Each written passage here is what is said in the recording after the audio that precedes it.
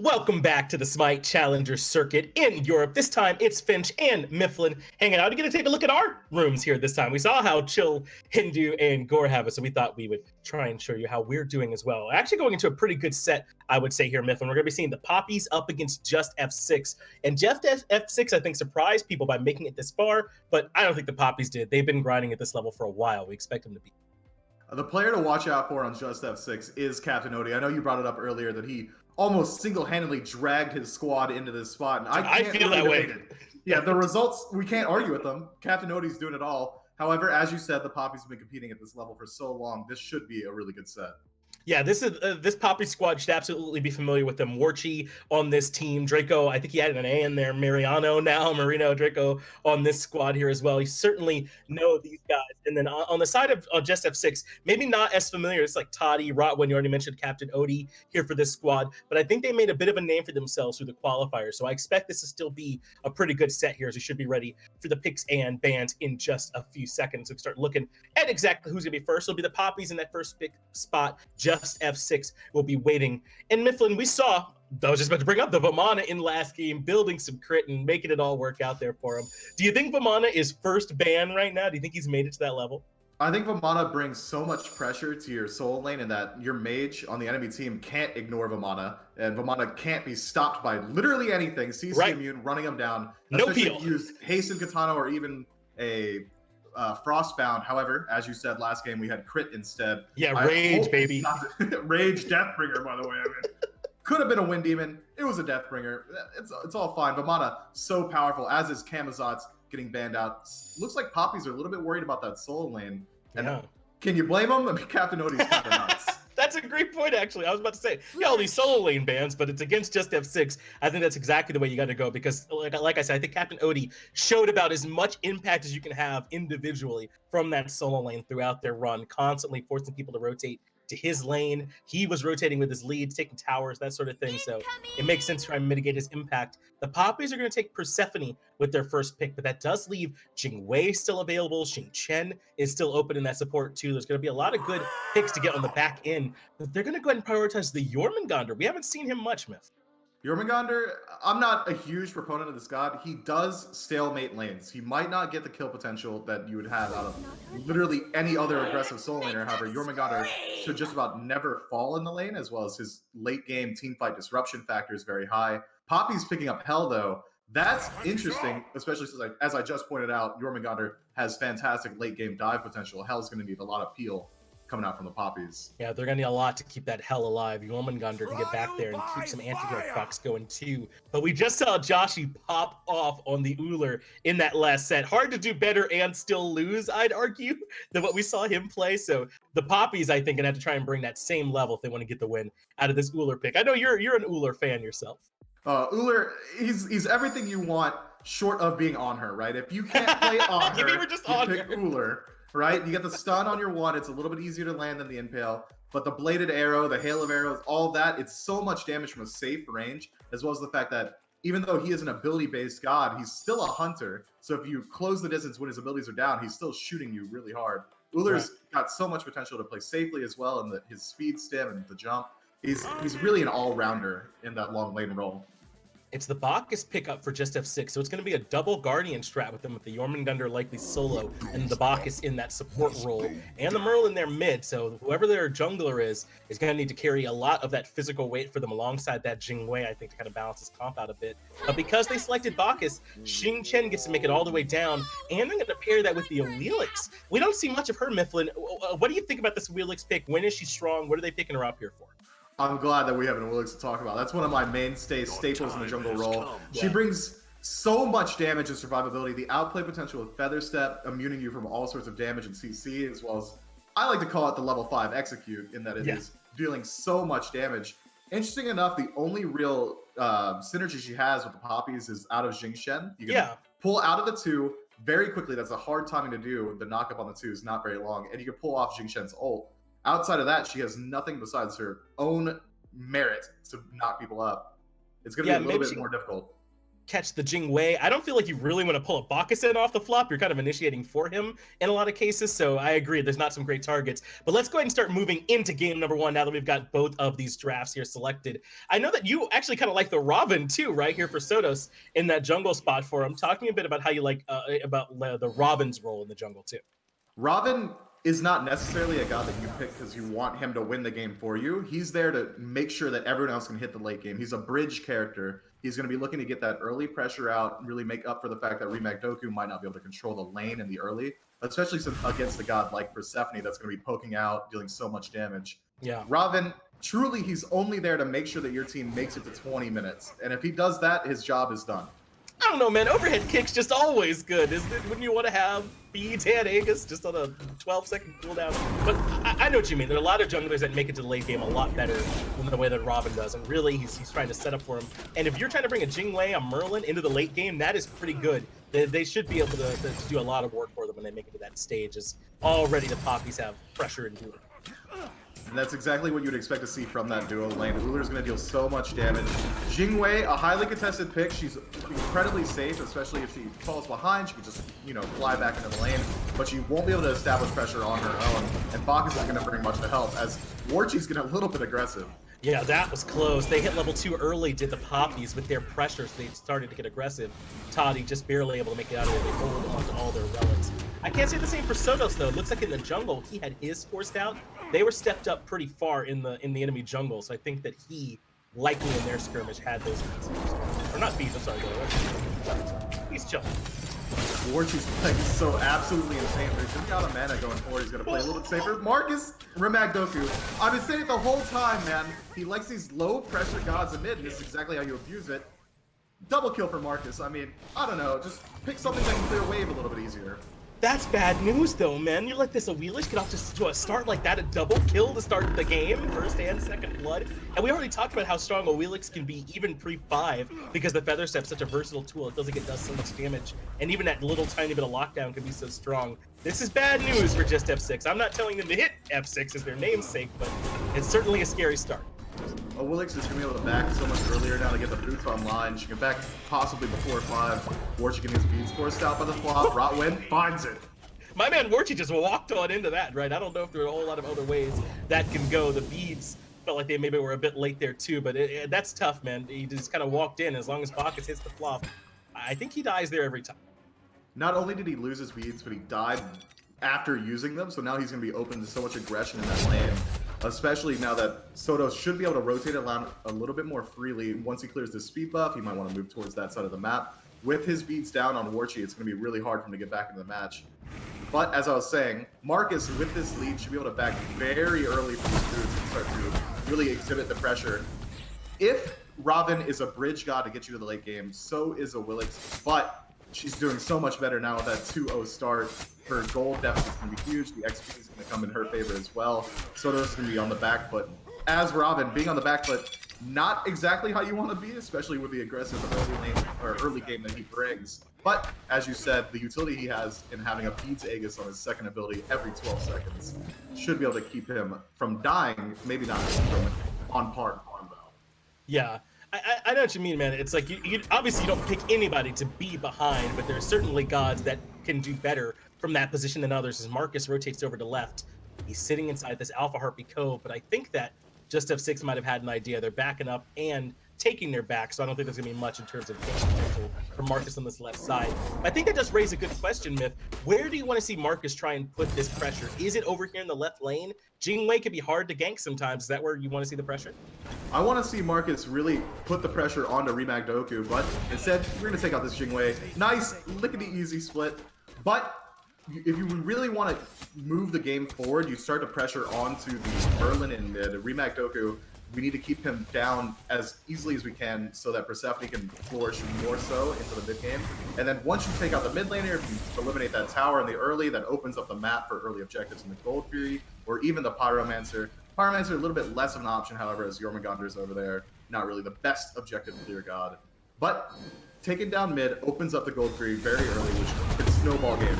But they are going to get aggressive, and it's Creed that's in trouble. No way to get away from the 3-man gank. SCC uses the overhead kick to immune that last shot from the tower, though I don't think it would have killed him from there either. And a nice start here on that solo lane side. Look at the build path though from CaptainOti with this first item selected, Stone of Mining. I feel like we do not see that often on the Jormungandrs with their start. I mean, Jormungandr usually will rush into the boots, get that CDR online a little bit earlier so they can clear the wave more easily. Instead, he's going for the utility, wants the survivability as well as the team fight presence of that item. It's not bad, but it's definitely going to slow him down. He's really banking on the fact that he is such a safe god that he doesn't need the mobility to survive, but it's going to stop him from rotating into lanes early. I think he's just willing to allow RemagDoku to truly just sit in mid alone. CaptainOti is not going to participate in this game until probably around level 13. Then we might see him start to move around a bit more. This is aggressive from Markus, and I think he might get away with it. JustF6 just straight up didn't realize that was happening. He's going to get to escape through that top side and take a back if he wants to. My man's out of there. That's a big play that Markus was able to make it to that chaos side of the map, strip away that speed buff and get away. But now there's a fight happening in mid. Persephone has already dropped the grasp of death. It's Dracomariano that takes a bunch of damage. He makes it back out of there. Instead, Markus continues to get aggressive, finds a good feather step, but there's not going to be anything more there. Markus is out. Trotty take a little bit of a 1v1 over in the long lane. The stun's found, but it looks like it's going to fizzle out as they both return to farming. You don't expect to see Jing take these early game fights, especially against a god like Ullr who has so much aggression available, but this might be why.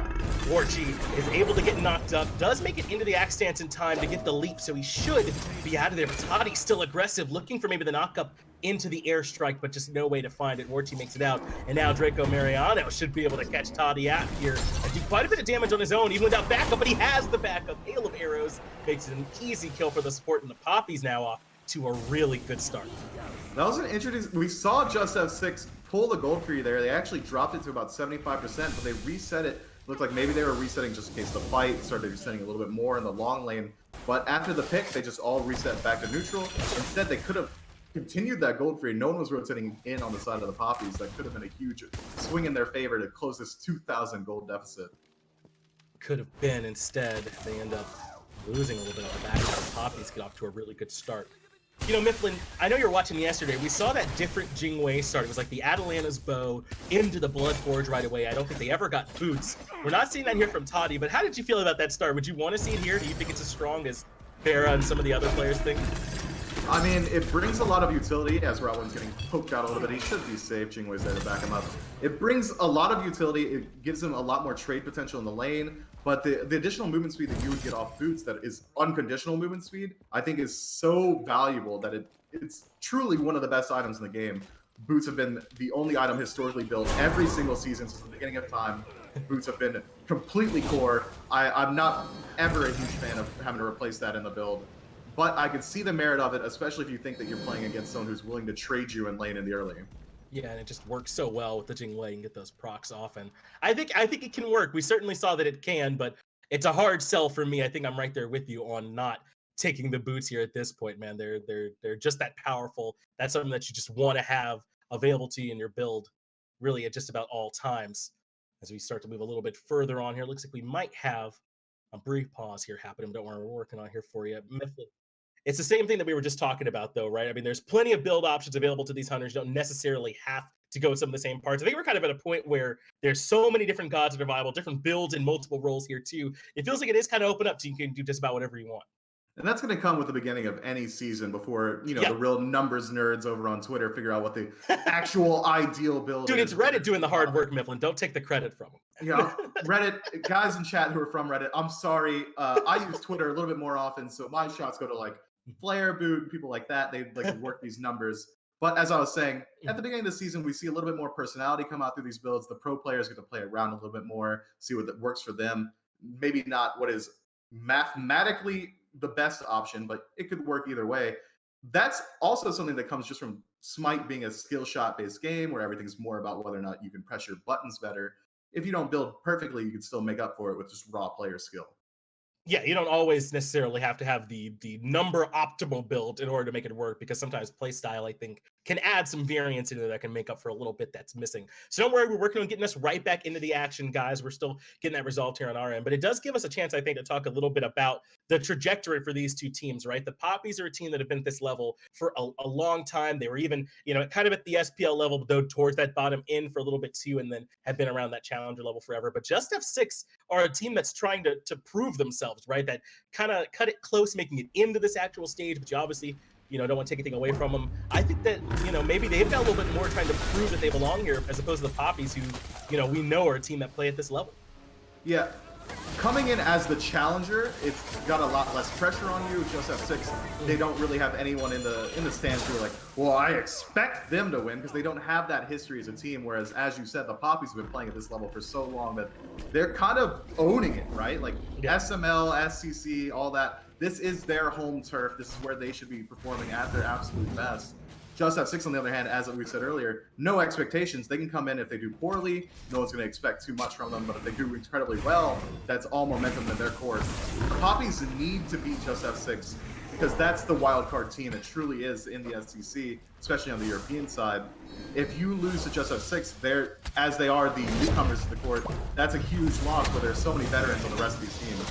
Purification beads from Rottwen keeps him alive, but in comes the grasp of death from Chekio to shut him down. That's aggression from Markus on the Awilix, and they're able to punish the support. They want a bit more as SCC shows up to try and play too, but CaptainOti provides the peel, forces Markus out of the fight, but Markus, considering coming back in, I don't know, man. That's a risky one to try and start. Good work from Oti to at least keep his jungler alive.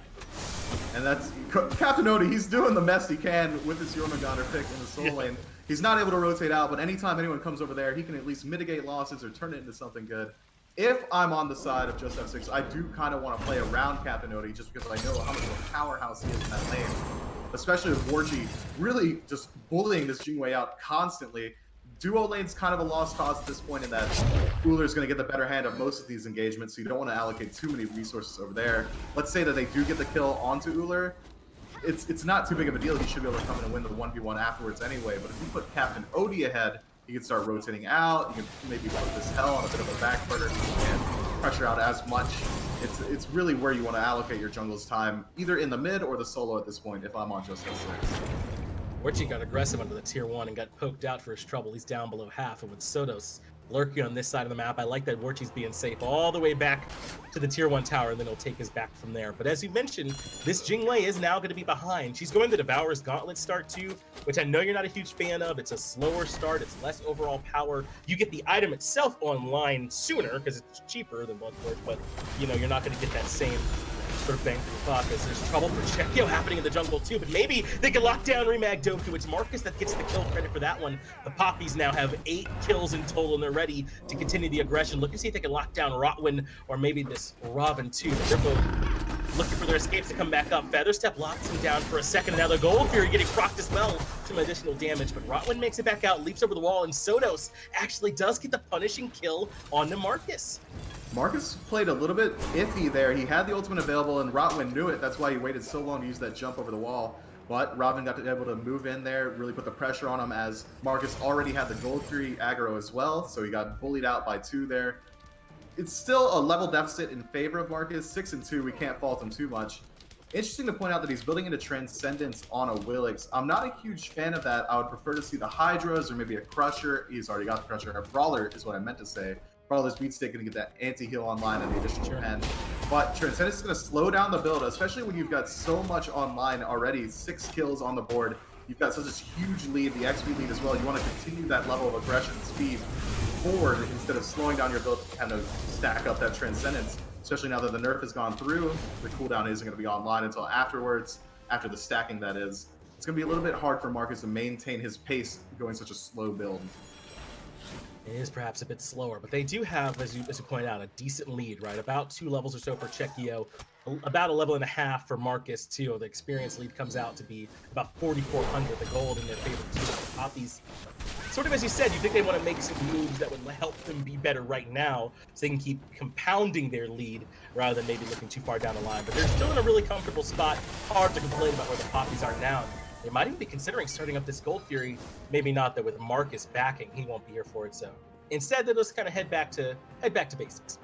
I would like to see Papis maybe bait a fight around this Gold Fury. They're going to get the better end of just about any engagement that happens as JustF6 go ahead and pull a Pyromancer. It's like Papis are none the wiser. Looks like they're recognizing that the Papis don't have anyone on this right-hand side of the map, Mifflin. That's easy for JustF6 to strip that one away. Brought the Jormungandr over to try and help out with that too. And that's why all the Papis now are heading over the Gold Fury to try and start it after JustF6 grouping right. And no one on JustF6 considered that maybe the Gold Fury could be taken in trade, or they were happy to give that one up. I don't know, but Gold Fury is just straight up more valuable. JustF6, they know they can't take the fight. I have to imagine that they realized immediately that that's where the Papis were going. They'd have that Gold Fury. They moved into mid, no one was there, but hell, under some duress. Yeah, this is going to be trouble now for Creed as he continues to be dove. There's a fourth member coming in to confirm this kill, and RemagDoku for JustF6 set it up. But Creed gets the return kill onto Oti. That's huge. Then he turns into a 1-for-1, and now potentially it's Toti that could be the one that catches the other side of this same coin as he gets caught up in the CC chain. That's easy for Markus. They should be able to grab the tier 1 tower. They're trading this one out, but I think the Papis can keep pushing a lot better than JustF6 in this. No one available to defend for the side of Papis on that solo lane side. It should be a tier 2, 4 tier 2 there. It's an even trade, however, Papis come out ahead. They killed the ADC and they got the trade onto Odin from the Hell. So it's a 2-for-1 on favored towards Papis, as well as just two towers going both ways. Gold Fury goes towards the Papis as well. I mean, across the board, they are coming out ahead there. They did close the gold gap, JustF6, just a teensy bit. 3,000 now in favor of the Papis. It's not insurmountable, especially with the late game ticking time bombs that JustF6 have in Merlin and this Jing way, as well as CaptainOti can be able to dive very well onto this Hell and Persephone. If they can keep this gold gap from expanding any further, it should be just fine as long as they can get involved in these team fights around the Fire Giant or maybe around this mid-tier 1 tower on the side of the Papis, but JustF6 has going to be playing defensively going forward from here. Yeah, I think that you're right to say that JustF6 are still in this. That trade was surprisingly not bad for JustF6, I would argue, as opposed to what it could have been. The Papis probably could have handled that one a little bit cleaner, or you got to give credit to JustF6 for kind of finding what they could in that exchange. The Pyromancer call ends up being not too bad for them. They get the tier 1 and the tier 2 and this kill onto Creed over in solo lane, though not quite as cleanly as they would have liked, as he finds a return kill too. So they're certainly still within striking distance, but the Papis are the one in control right now, and a lot of that lead is still onto Markus, who has that 2-level advantage, as well as Warchi, who's on 16 on this Ullr. I want to fight around Warchi and Markus right now if I'm on the side of the Papis. I don't really care where. Yeah, Warchi's definitely going to be the huge damage output on the side of the Papis, as you pointed out. Persephone's had a very quiet game, 0-0 and 6. She's been a part of 6 of the kills, however, hasn't found any herself. But CaptainOti, buddy, you're surrounded. Still has the ultimate available though, so he should be able to make it out of there. We'll use 1 charge aggressive. I imagine he'll be saving that 3rd one though to reposition. No, he's gonna go back in with the rest of the team despite being low, but no one can punish him for it. A big collapse happening in the back with the whirlwind of Rage and Steel does grab one, throw him away from the rest of the squad, but in all the action, Markus is able to find Odin, nearly gets the kill on the iSotos as well. I don't know if I love CaptainOti sticking around that long. He ends up getting caught, and now catches Rottwen, who has to use beads trying to jump away. Warchi under some duress in the back, finds himself dead in the blue buff as the team fight continues under that tier 1 tower. Markus finds another one, the 9th kill of the game. This guy is out of control. This has been a really strong performance for this Awilix so far. We talked a lot about how maybe you wouldn't want the Bacchus to be your target all the time, but they make him, they force everything out before they try and pull him back in with the ultimate. It works every time, and now they're diving underneath the tier 1 tower. This is trouble as JustF6 have stuck around. Markus with another double kill, put 11 on the board for my man, as he has a tremendous game here so far. They're gonna grab the tier 1, they just keep pushing. That's the unfortunate part. When your jungler is so far ahead, JustF6, they can shut down Markus if they allocate all of their resources towards him. Level 17 Awilix, you can't let him run amok in your backline. However, if you focus out Awilix, you have these huge threats in Warchi on the Ullr and Chekio on Persephone that now that you've used all your resources, they're just going to go ahead and tear you through as well. They need iSotos to do something, maybe find an early pick in these fights or at least disrupt the backline. How unfortunately Robin just hasn't been that much of a factor, especially take a peek over that player damage chart, like 4,600. He's under Bacchus at this point. It's not easy playing jungle from behind, especially an early game jungler like Robin, but he needs to do something, find some sort of change to get involved. No, you're right, man. He has been taken out of this game pretty much entirely at this point. That's really made life a lot easier for the Papis. I do think that JustF6 play on that solo side wasn't super clean. Sort of like I mentioned, I think Odie stuck around there when instead he could have backed and potentially come back into the fight later with a full HP bar. And then obviously SCC didn't have a whole lot of value. Rottwen gets bullied by this Awilix from Markus too. Now the Papis on the back of all that went their way are starting up the FG and Myth. This is theirs uncontested. JustF6, even if they knew this is going on, I'm not sure if they do. I doubt they'd want to come in and fight this down 6,000, almost 7,000 gold. The Papis will take this FG, and there's still 2 tier 2 towers to go grab on the map to try and push this lead out further. JustF6 looks a little bit confused there. They moved in towards that gold creep side of the map because they knew that it was spawning around this time. They just hadn't considered that Fire Giant was the option that was better. Papis now has Fire Giant, gold 3. Doesn't really matter. They're going to pick it up at this point anyway. That Oni 3 is going to make it a little bit easier to push into these waves. JustF6 have to defend now. I wouldn't defend around these tier 2 towers. You kind of have to play around Phoenix. But with this gold deficit, if they take these tier 2s then back, they're going to have so much time to play with as they just cleared Fire Giant recently that they can spend all that gold that they got from Fire, the Gold Fury, as well as those tier 2 towers, get those full items, and then still have Fire Giant to continue to push into these Phoenixes. JustF6 is going to have a really hard time getting back into this. Gold deficit sitting around 9,000 at this point. I expect it to be around 13 by the time they back again. I mean, their defense comp as well, not too powerful. CaptainOti, he's going to be able to disrupt the backline, but that's about it. He's not able to deal any amount of lethal damage. SCC, as we said, has been removed from this game, and I don't imagine that changes now, especially as things are getting worse for JustF6. You know, RemagDoku, he is a Merlin, he's got decent damage, but there's no real lockdown on the side of JustF6 that can keep them sitting in the flames or even the ice. It's going to be rough. Yeah, I think you're right. I think that normally I would say that they have some good tools. Bacchus can feel good on the defense, so can Merlin. But I just don't think that Rottwen really has much license to do anything. If Markus is kind of positioned to the side of the fights, the second Bacchus tries to jump in, he is a fine target for that Awilix ult in that spot. I mean, it's just going to be tough for them, for JustF6 to try and defend in this spot. They've got to hope that maybe the Papis get a little bit ahead of themselves. I'm thinking Mifflin, and overcommit under these Phoenixes, because the tier 2s, I mean, those are a foregone conclusion. There's no way they can fight around. Yeah, especially with these Hell heals, they can just continue to poke out these enemies, use the Fire Giant regen as well as the Hell regen, just continually aggressing onto these Phoenixes. They don't even have to fully commit at any point. Dracomariano is going ahead and blinking into the backline though. He's the one that wants to start this fight off. Meanwhile, Creed in the back keeps everyone topped up. That way they don't have to worry. As they make their initial push in, looks like they do get the beads away from Totti, who has also been taken out of this game. We gave SCC a hard time, but this 0-5 Jing has been struggling. And now without our beads, it's going to be so much easier for the Papis to just move in as they with free will. Dracomariano was about a quarter health, but now he's all the way up to full. Fire Giant and Hell. It's going to be able to do that for you. And the Phoenix slowly losing health. That's exactly what you expect to see. They don't have to commit at any point.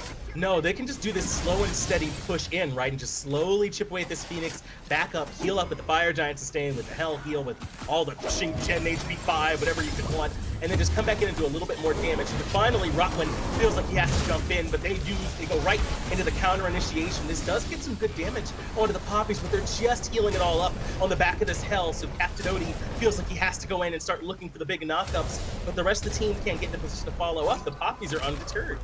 Yeah, Papis just gonna go ahead and heal up again, walk it back down. Now there's so much less resource on the side of JustF6. CaptainOti had to use his ultimate as Rottwen. Some actives were used as well. It's gonna be even more difficult to defend. Minions get in, he's about a quarter health.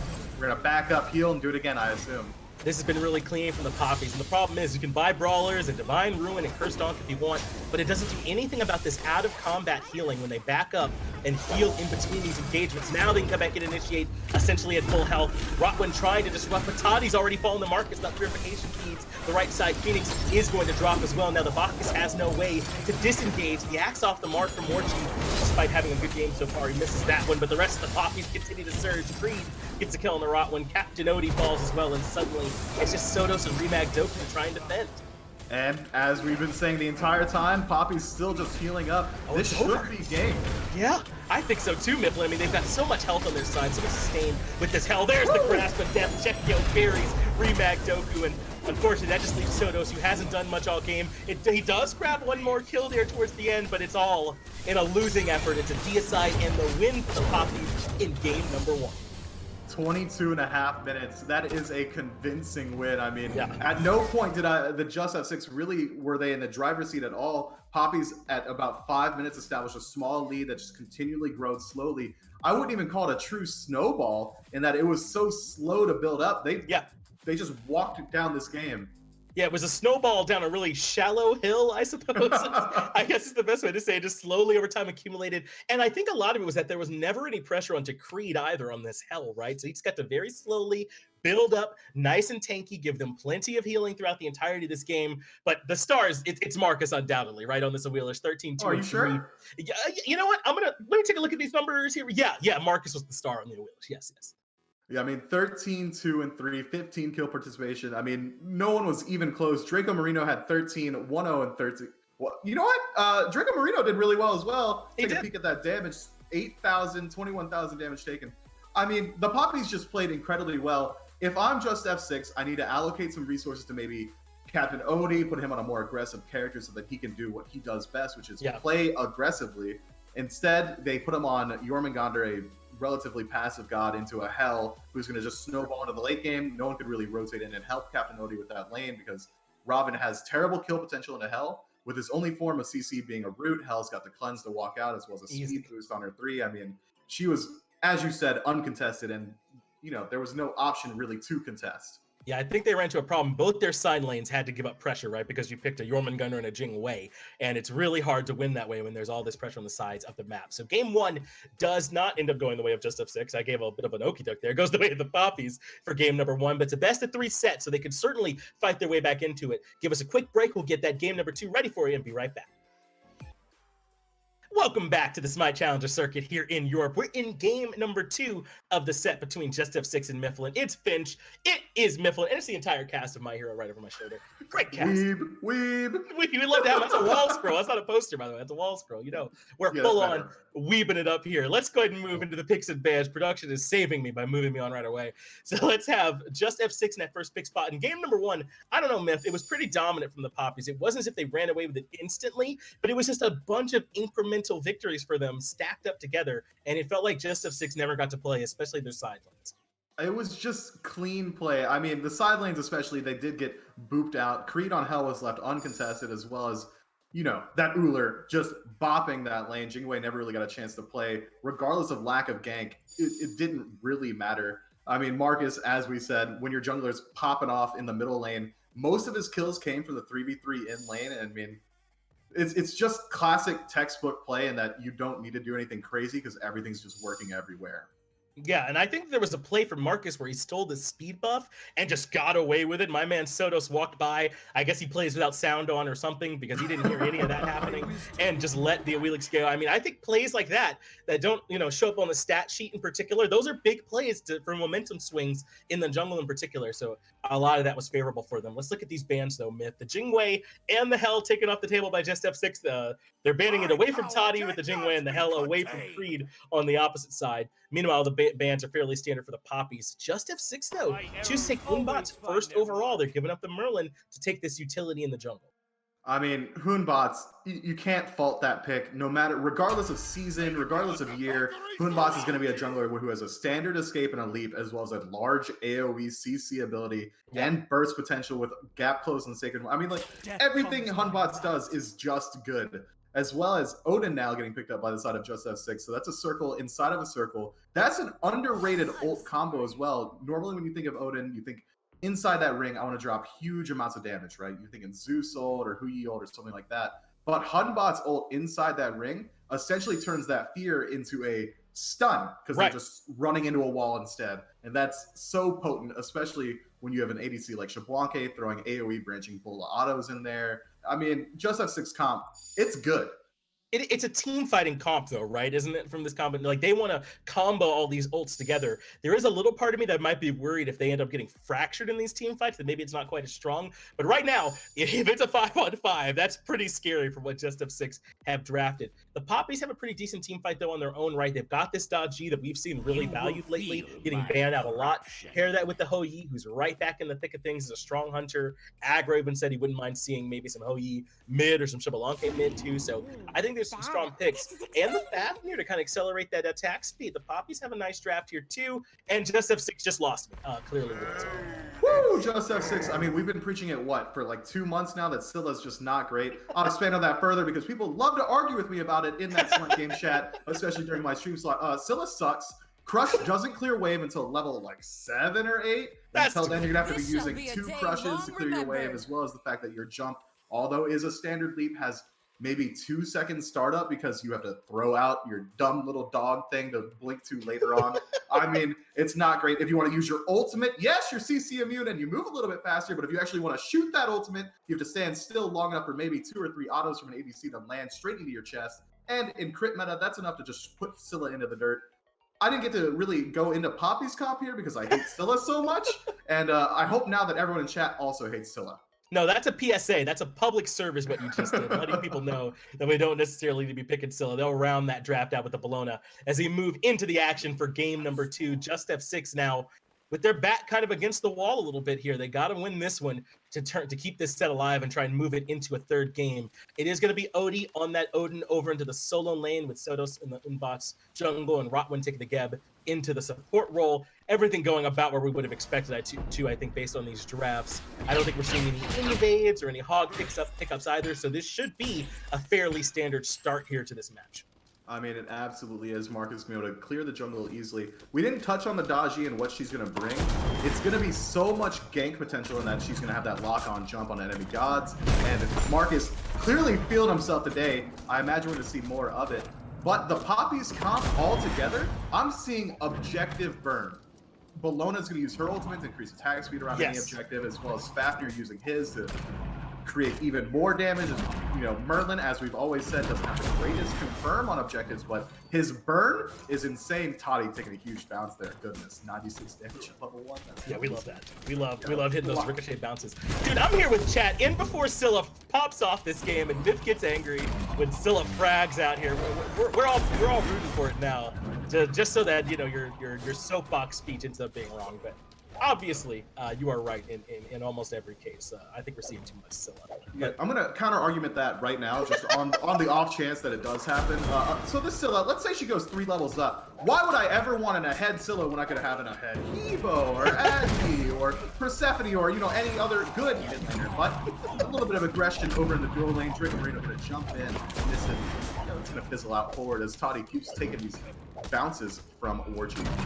Yeah, it's so hard, it feels like sometimes, to fight up against the Xbalanque. Even when you have pressure, like the Papis do have here right now in the lane, it's just they're getting free branching bolus damage. I like this knockup, though. Forces Warchi to start falling back, so he's got to be careful. But look at this pathing from SCC. He's heading over to the left side, and I like this. If your team is losing pressure, so the other team is pushed up in lane, it's a good time to rotate up. Maybe you can catch them out. But we just saw Draco come over into the jungle, perhaps recognizing it, dropping a ward, and that should blow the entire thing up. Now they'll know that SCC is lurking in the jungle. SCC can just back up, clear out these back camps. I mean, that's never great. He expanded about 10 seconds of his time there. He could have cleared this back camp, already been towards his speed buff. And, all right, I'm going to point this out now. What Scylla's doing here, clearing these back camps so she doesn't split it, that's one of the worst things you can do as a mid laner is take away the back camps. If speed buff is spawning for your jungler, you kind of want to leave that side's back camp completely alone so that they can have a natural farm path and that they want to go to speed, to back, to blue. Instead, she started up, so it forces him to go towards the back camps and now go to the blue and now back up to his speed. So it's about 20 seconds where speed could have been dead, creating more time that speed would be available for XP farm. Now he's going to wait even longer for this to spawn again. I mean, jungle, it's a science. I've studied it. This is how you should play it. Dude, I can't wait for the Scylla to use that solo farm to pop off now, dude. You're really setting yourself up for RemagDoku to have the game of his life here for JustF6 today. I'm all in for it. If that ends up happening, obviously, I will claim credit, I suppose, in some way. I mean, yeah, it wouldn't be RemagDoku, you know, claiming the credit. It would have to be us using Caster's Curse profusely for this Scylla to really pop off. But as we say that, she's now level 5, about even in farm in the middle lane. Take a peek at her build, though. She backed before she could finish her shoes. That's never great, especially when you got to restore Artifact Rush, so you don't have that Mage's Blessing passive to help you out that much. You don't have any mana now because you don't have to use focus online. Scylla's got a slow farm start, as well as the fact that now she's going to have to wait even longer to back again. if you want to stay on the power curve, you want to finish your boots and whatever item that she likes to go. It could be a Ratatouille. I know Hinduman's a huge fan of that. I imagine it's going to be a Chronos Pendant because Scylla's abilities suck. She wants them more often, so she can use them more often, you know. But I hate Scylla, man. I don't know what to say. But she's kind of the anime pro tag of this story now, Mifflin, right? I mean, and no one likes her in the beginning in the first arc. She kind of sucks at the beginning of the show too, but then she starts building up, man. Hit that Midoriya arc. I'm rooting for it. I'm on RemagDoku's side now. This Scylla's gonna pop off. I'm excited here for it. Just depends on when that's gonna happen. It's been a bit slow throughout this early game, right? Like, compared to the way Markus started on the Awilix last game, we're not seeing a lot of action happening, and I gotta think that favors the team with Xbalanque and Scylla and Geb. They don't really want to fight right now anyway, right? So JustF6, I think, are liking this pace. Yeah, I mean, it's definitely good for them as we see a little bit of aggression over into that short lane, but Bellona's going to go ahead and use her ultimate to escape out of that cage. For anyone that doesn't know, new Odin cage, if you jump through it or use any sort of escape out of it, right, a spear will chase you down and deal, you know, relatively small amounts of damage for an ultimate. However, 100 damage at this point, not too bad. On the side of the Papis, it's time for them to start leveraging this slight lead. They've got 1,000 gold just from playing the map better. If they can leverage that into a fight around this Gold Fury, or maybe move in towards an enemy buff and start invading on the Scylla, who has absolutely no pressure at all, they can start to maybe move this game forward a little bit. Papis are definitely favored in any fight taken before the 12-minute mark. I would say so too, and I like that Dracomariano, man, I really want to call him Dracomariano. I've been calling him that for years. That he's got these Traveler shoes pick up, right? He'll be able to move around the map a lot faster. This is something I talked to Aurora a little bit about too. Not these shoes in particular, but he thinks that a lot more shoes are viable. That a lot of people are saying, like, a lot of the talk is just shoes the focus, shoes the Magi are bad, but that there's some situations where you can make some of these other ones work. And I think this is a good one where maybe you want Dracomariano involved in these fights a little bit more often, getting around the map faster, and see if potentially he can try and make some impact plays for them. Him and Markus in particular, I think, are in a position to maybe make that happen.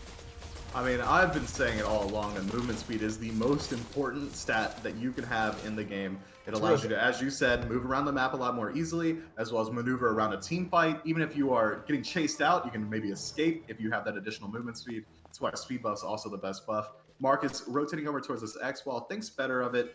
X-Ball can't really be pulled by Dodgy at all. If his dash is down, he's got the beats available, but the dash does have CC immunity on it. Unless Markus goes for the instant pull, which could even eat up that dash cooldown. It's a real risk to use your ultimate against a god who's got CC immunity in his kit outside of his ultimate as well. That dash is going to be up almost constantly, and if you use your ultimate, it's going to be down for about 60 seconds at this point. Not available for the team fights, as RemagDoku can poke down a little bit in the early. Unfortunate.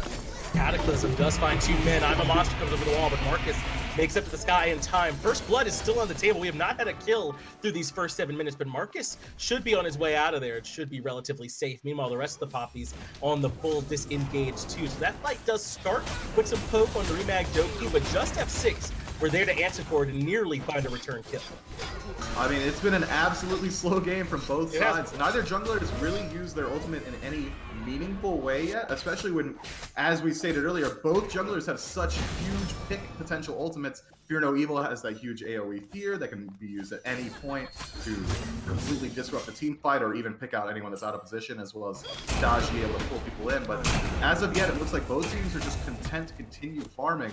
Papis, they do have a slight gold lead. It's still 1,000 gold. It hasn't really grown in the last couple minutes. But that's off the back of purely playing the map better. They're clearing their jungle buffs a little bit more quickly. They're getting the neutral objectives. They need to start looking for some early game fights. As you said earlier, JustF6 comp pops off in the late game, barring Scylla. Scylla in some trouble. RemagDoku being chased, and the bleed is there. First blood ends up landing for Markus onto the actual Scylla we've been talking about all game long. And that's Markus, man, just kind of seeking that Scylla out on her own, recognizing what his damage potential was, and shutting this Scylla down. I can no longer say early, because we're 8 minutes into the game, but does get a kill on. Yeah, I'm going to call it early.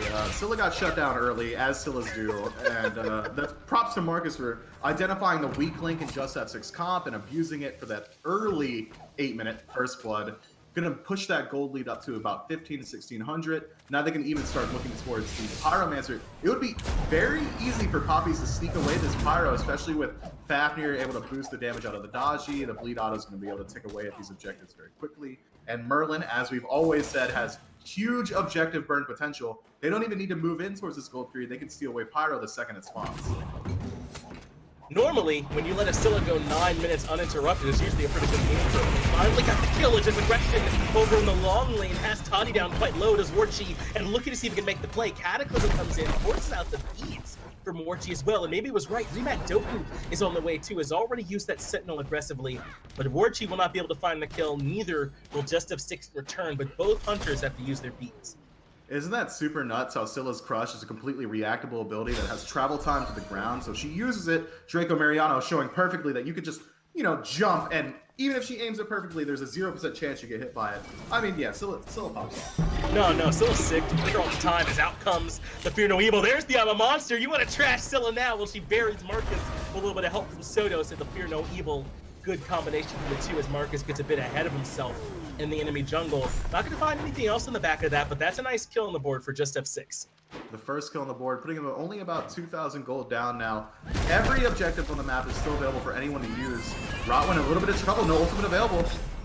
And this could be trouble for him. Does make it back under the tier 1 tower, but the Bellona there, Creed, lands the hammer, and Rottwen just wasn't ready. So the Papis find their second kill here of the game as Creed rotates over a little bit ahead of CaptainOti and gets involved in these games. And this Mifflin makes me think about something, man. CaptainOti, I felt like, was so involved in their games and during their qualifier stretch when they were trying to get in here during the group stages too. But so far, throughout these first 2 games, he's been really quiet. I mean, I know we're only 10 minutes into game 2, but I kind of feel like I'd want more impact from him. I mean, you would expect to see him playing gods like he was in the qualifier stage. He was playing King Arthur, he was playing Osiris, Camazotz. I mean, you can't expect him to pick Camazotz. That god's so good, it's banned out just about always. Sure. But you would expect to see something along those lines, these aggressive picks. Instead, we're seeing more support-focused gods in the Jormungandr and the Odin, true ultimate bots, if you would. I mean, Oti is the star player of this squad. We're not seeing it here today, but me having seen every game this team has played competitively ever, because they don't have a wiki page, I know that this is their start. I know that CaptainOti has so much potential in these high-pressure gods. However, the draft just isn't reflecting any sort of, you know, trust in him to body that lane. Instead, it seems like the side of JustF6 is willing to put all their faith in RemagDoku on these late-game gods. Even though they're picking bad ones in Scylla, they are showing a certain degree of faith that he is going to pop off and they can just get to that late-game point. This could be a good call, though, from the Papis to start the gold period, and you already highlighted their potential to burn this quickly. Kind of doesn't matter if no one shows up to contest. The Papis pick a great window, drop a couple of ultimates to confirm it, and I don't even know if JustF6 knew. They know now that's the fire, or the gold fury for the Papis. They want to answer back with Pyromancer, and Fear No Evil ends up getting dropped by SCC, but that finds nothing.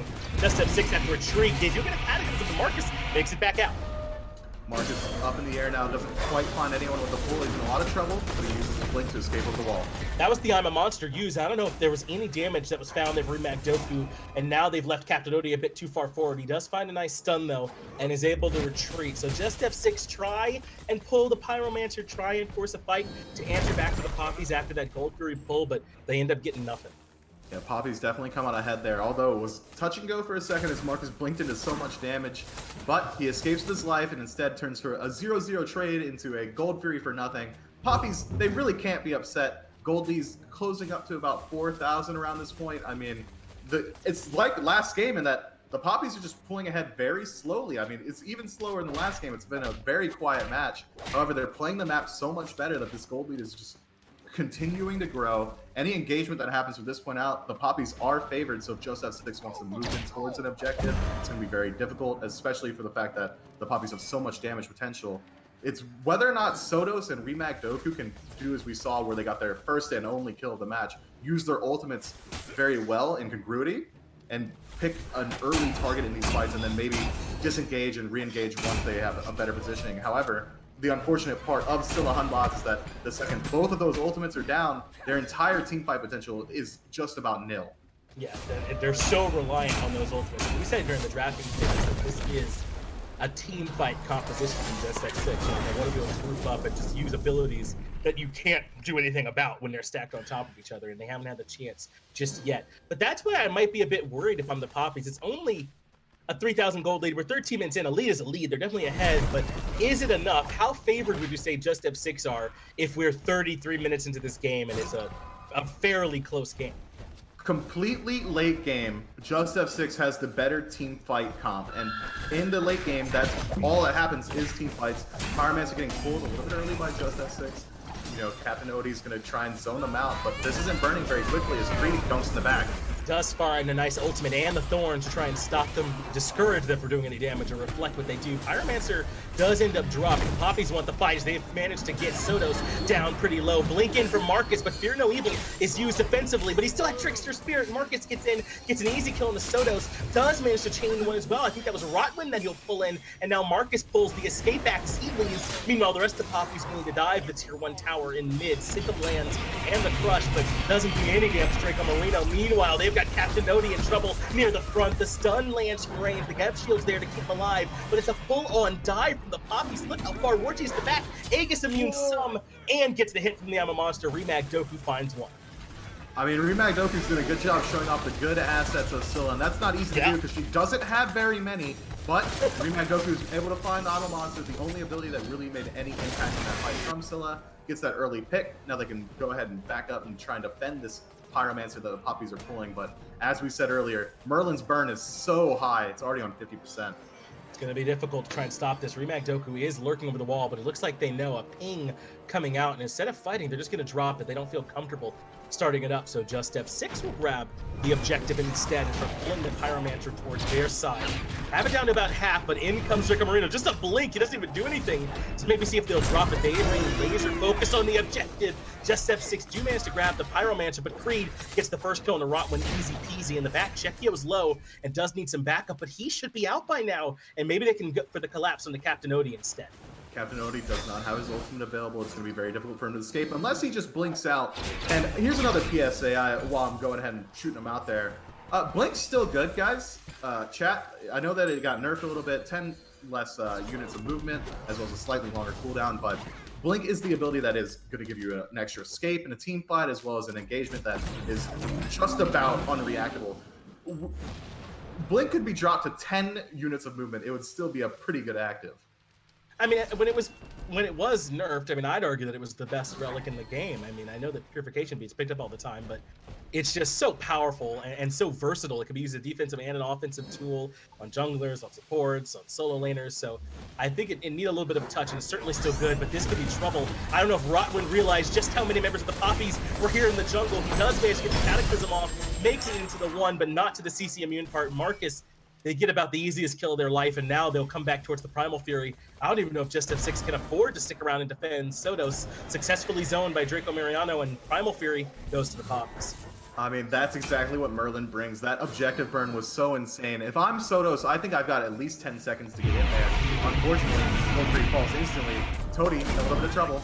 Yeah, he's in the absolute wrong part of town. He gets caught easy. CaptainOti wants to come in and see if he can find the long-range spear for the Captain on the Markus, but he can't quite get it. So SCC wants to go on a cleanup mission to get Markus. He does get it, but he's left the rest of his team in trouble. RemagDoku, though, finds the first shot off the Amma Monster and buries Warchi to make it 1 for 2. Now, SCC drops the Fear No Evil on the Chekio, but he ends up dying to Creed anyway. This is what I was worried about, a fractured fight from JustF6, and they don't look nearly as good. 2 for 2 trade with the gold deficit that they are at. JustF6 did just about as well as they could hope to. Unfortunately, Papis so far ahead, and as you said, that fractured fight, maybe they could have defended a little bit better had they grouped up under their own tower, but off the back of Rottwen getting picked immediately into a gold trade, I mean, JustF6 performed pretty well there. Fight could have gone a lot worse there for that squad. The Papis now up a little over 5,000 gold in their favor as we have crossed over the 17-minute mark. They've got 4,400 experience to speak up too. And with the Pyromancer and the Gold Fury down without a tremendous lead, I wouldn't be surprised if things slowed down for a little bit here, kind of like we saw at the beginning of the game there, Myth. But so far, do you feel like the Papis have done enough? Would you want to see more pressure from them? Has this been the right pace? And JustF6 responded well. How has this pace been for the Papis so far? I mean, out of the Soul Lane, Creed is performing as well as you could hope. 4-0 is able to transfer his pace over to the rest of the map. Markus, on the other hand, has been playing a lot slower than we expect to see, especially after last game. He gets the early lead this game, unfortunately doesn't transition it as well into the mid, as Scylla finds some nice damage on it too. That's ideal situation for her, but you know, they're still over about half health, so they can just back up, reset this fight, or even re-engage now that her self-heal is down. I would expect to see the Papis start to group around these objectives and start forcing some more team fights, right? Anytime they fight in this jungle, they're favored at this point. It's Odin who's trying to start the fight. They want to see if they can lock down Checkio, and they get him. RemagDoku is the one that finds the kill, but Creed makes him pay for it to make it a 1-for-1 fight. On the back of that one, or the ultimate from Totti has come out, but it looks like we're going to have to take another brief pause here, guys. Give us a second to get this sorted out so we can see if we can get back into the action, show you what's going on. But that fight starts off with them trading both those mid laners out at the beginning of it. RemagDoku will be given a hard time for the Scylla pick, but I think he's getting his value. I mean, imagine if he was just playing a better character, right? RemagDoku clearly displaying so much technical skill, the ability to move your god and land your abilities is really highly valued in Smite. However, if your abilities that you're landing are bad, if your god is bad, you know, it doesn't really matter how well you're playing them. You could just be playing a better one. I do like to say you don't want to make your job harder on yourself than it has to be, right? And that's what it feels like with Scylla, is that certainly not that she cannot do well, but arguably that it's probably just harder to execute, or there are narrower situations in which she's as good as some other gods are in more situations, right? I think that would be a slightly more nuanced way to say the argument. Yeah, you could say that, or you could just say that he's picking a bad god. I mean, I'll call a spade any day of the week. However, as you were saying, RemagDoku has done a very good job of displaying her strong points. All right, well, we are just about ready to get back into the action here, guys. Remember, we were right in the middle of that fight. We should be able to pick up from where we were, so you don't have to miss out on any of the action. It's some trouble now for Rottwen as he's got Creed stuck right onto him. Remember, Creed was able to take RemagDoku out of the fight earlier pretty easily. It looks like the fight might be tapering off. Most people falling out from JustF6. Just CaptainOti that's still stuck. He's stuck inside the dragon. But Dracomariano can't do enough to actually lock him down. Totti running away from Creed, who's trying to get aggressive too. But I think the Papis have done enough to force JustF6 to give up on the fight. 1-for-1 trade is always going to be favored towards the team that has the better late game at this point, especially now that they're so far behind JustF6. 5,000 gold, 5,500 actually. If they can get a 1-for-1 and just slow down the pace of the Papis, I mean, that's exactly what you need to happen. If this game goes to, as we said earlier, 30 minutes, that's when that they can expect to start moving more aggressively into the map. Yeah. As well as the fact that they have every tower is still alive on the side of the Papis. That's all passive gold that JustF6 can pick up at any point. If they win any sort of fight, the gold gap will close even further. Totti, identifying that early on, picks up a little bit of global gold for his squad, about 500 to close that gap down to actually just 5k. Still, huge lead. It's going to be rough for them to get back into it. Whether or not the Papis can leverage their lead and move in towards this Pyromancer, towards the Fire Giant, force a fight that they're actually grouped up and ready to take, or even just steal away the Pyromancer, as we said earlier, Merlin's objective burn is so high. It could go just about either way from here. I think so too. I think that the Papis haven't quite done enough just yet to pull away from what could be a pretty potent god. I mean, Geb in the late game is about as good as you can get from a Guardian. He's so valuable in that late game, and obviously Fear No Evil is always going to be a valuable tool too. But Creed has found good positioning. I don't know if they recognize he's back here.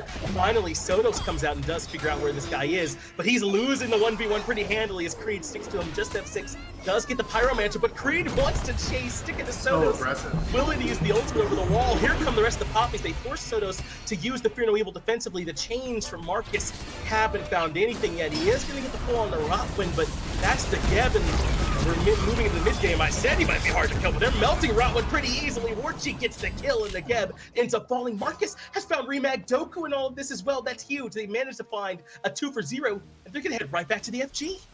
That's the downside of JustF6 comp. Their whole team fight premise is based on whether or not they can use their ultimates synergistically, and they haven't been able to yet because the Papis are on the forefront of every single one of these fights. They can spearhead in, force anyone from JustF6 to use their ultimate defensively. Let's say Hunbots has to use his to peel out his team, or RemagDoku has to use his to escape some sort of CC or run away from a fight. Immediately, their team fight is completely hamstrung. It's so hard at this point to draft a comp around a combo like that, especially at this level of play when you know the Papis know that's exactly what you want. They're not going to let it go down like that. If JustF6 can get their own engagement going, if they can start the fight, initiate it themselves, that's when they're going to start to be favored. But with this gold deficit, you can't blame them with playing as passively as they are. However, they can't be caught on the back foot anymore. They need to start creating ground for themselves. Maybe defend around these tier 2s, because if the Papis continue on this trajectory that they're currently on, JustF6 is going to have such a hard time closing any sort of gap going forward. 22 minutes into the game, every bit of experience, every bit of gold is going to matter. It's so hard to play this far down this early in.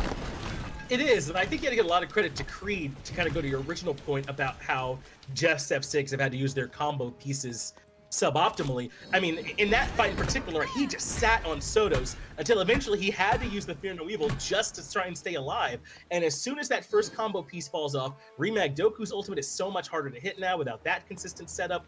Or you still have Cataclysm, but then they pull Rottwen in and force him to use his ability suboptimally, right? I think that the Papis are doing exactly like you're saying. They're attacking those individual pieces of the puzzle so they never get a chance to line up. And that's exactly as you have to do it going forward. However, as you've always said as well, once you're defending, the game simplifies to a point that you really can't be caught out at any individual part of the map because you're all grouped up around the central objective inside the Fire Giant. That should make things a lot easier, and I think this composition from JustF6 can function pretty well in their defense. It's kind of frustrating that Scylla doesn't have some extra abilities to clear the way. She kind of has to use Crush for main damage ability to do that too, but I think that they can pretty reliably fall back underneath these towers, try and use Totti's ultimate to disrupt the initiation from the Papis. How do you feel about JustF6's ability to defend here based on the draft?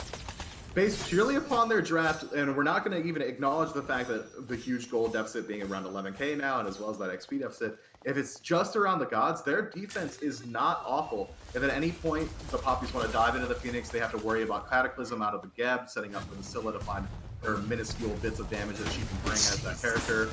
Sotos, as well, is going to be able to disrupt anyone that engages it afterwards, so if Geb on Rottwen can burn the beads, Sotos can be able to find the fear, potentially get an early pick in these fights, whereas Totti should be playing around the back. He's not really a huge defensive utility outside of his ultimate. You need to kind of save that for the re-engagement. Xbal ult on first engage, if you use it early on in the fight, they can immediately just walk out of the Phoenix and then re-engage, and now that ultimate's not available anymore. He has to wait until he knows for an absolute fact that the Papis are completely committing onto the siege. Relics are up for everyone, so this should be an even fight in that category. Look at the player damage, though. That is the dual lane and the jungle all at the bottom of player damage for JustF6. That's just not enough from that left side of the map from JustF6 here in this game. And the Papis, I think, have been the beneficiaries of that up until now. Being patient, though, I would say with this, it looks like they're going to try and now break this apart a little bit. They've got 3 members heading towards mid, and they're leaving 2 members over and left. Creed has 1 more member with him. They want to try and split up and make sure they're threatening multiple Phoenixes and break apart this defense from JustF6. I would expect a 4-1 split, maybe put Markus in the middle lane to split into this middle lane Phoenix. The 4-1 split actually really does a huge counterplay towards these teamfight-based defenses. If they have to send any piece, as we said earlier, towards middle lane, in the Hunbots, it seems like that's who they're sending, who is their best defensive ultimate that they have on available to JustF6. He has to dedicate all this time towards stopping Markus from taking this Phoenix on his own. It's so hard for them to defend on the other side of the map, especially with the gold deficit. But Papis instead just going to back up. Seems like they realize they don't have that much time on their Fire Giant. They want to spend all the gold they got from the Series of Towers. They can get ready for this Pyromancer spawn, or maybe even move in towards this Primal Fury. But I would have liked to see them continue that push, as they do have this huge lead, as well as the minions were primed and ready as they'd set up, and the split went exactly how they wanted it to. Instead, though, they're going to play a little bit more defensively, a little bit more cautiously, go for the confirmed objectives. Well, I do think that last fight bought them a little bit of time. We were saying maybe third finish, the finish line for JustF6 before. That's been pushed back a bit now, just because of how big this lead is for the Papis. So I think they recognize that. They've got time to fall back and play around this next Fire Giant and still be firmly in control. I mean, Creed's 5-0-3, full build with the Shogun, the Spirit Robe, the Frostbound to slow down whoever's autoing. No one wants to talk to him right now in the lobby at all. So I think at this point, yeah, full Urchin, yeah, not bad, huh? Yeah, I think that they definitely have earned themselves some time, to the point where Creed is going to start up the FG. Get on it, fellas. This is where we want to be. Come to me. But you gotta force them, you gotta corral them. Yeah, I mean, this is the tried and true ranked mentality of my team won't do it unless I do it, so let me just go ahead and do it myself.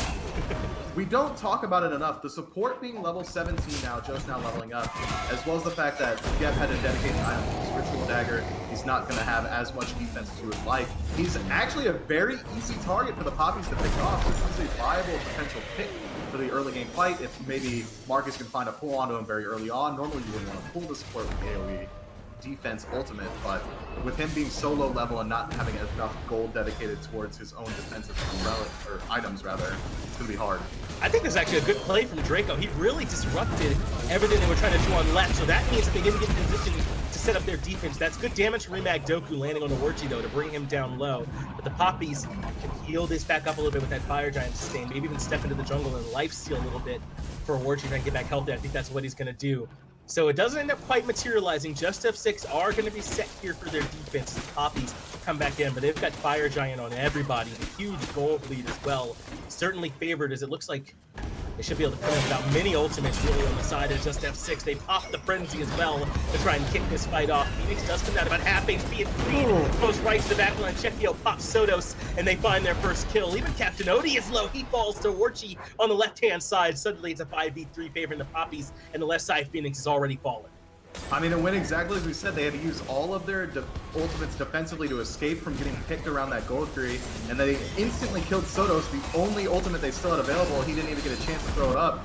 That should be game. Yep, it's game. Yeah. 100%. Yeah, that's it.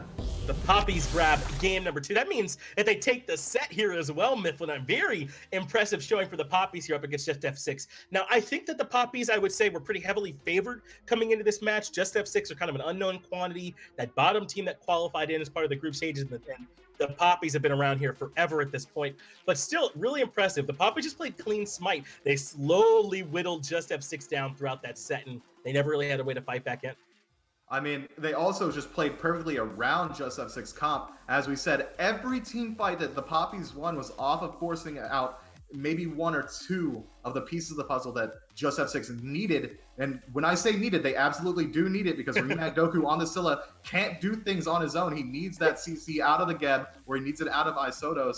And every single time it was forced out defensively because they had to fight for their own lives, especially since they didn't have any confirmable damage out of their mid lane mage to maybe peel them out to, you know, be worried about that instead. He was top damage on their team.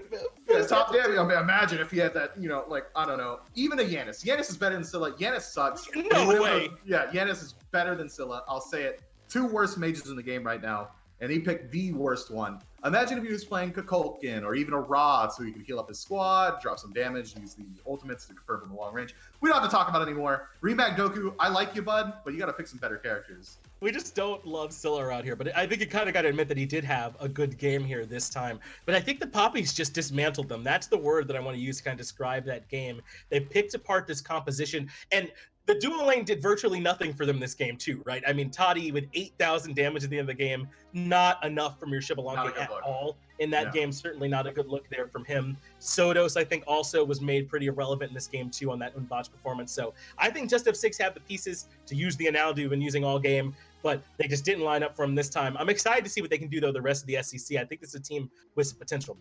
I mean, they are definitely the dark horse squad, and we know that they've earned their spot throughout the entirety of the SCC qualifiers. They performed far and above what anyone would really expect of this newfound squad that has I would not have literally picked them to make zero. No, I wouldn't have. If looking at how stacked Europeans SCC was, there's so many teams there that you think, yeah, these guys would make it and they fit in. I don't think anyone on their own bets would have, you know, put money on JustF6. It's impressive that they're here, but they need to really prove that they deserve to be here, and it's going to be on them to prove that going forward in the coming weeks. They got a little bit more to do, and we've still got some more to do here at the SCC too. We got one more set coming up for you all here. Give us a quick break. We'll get that one ready for you too.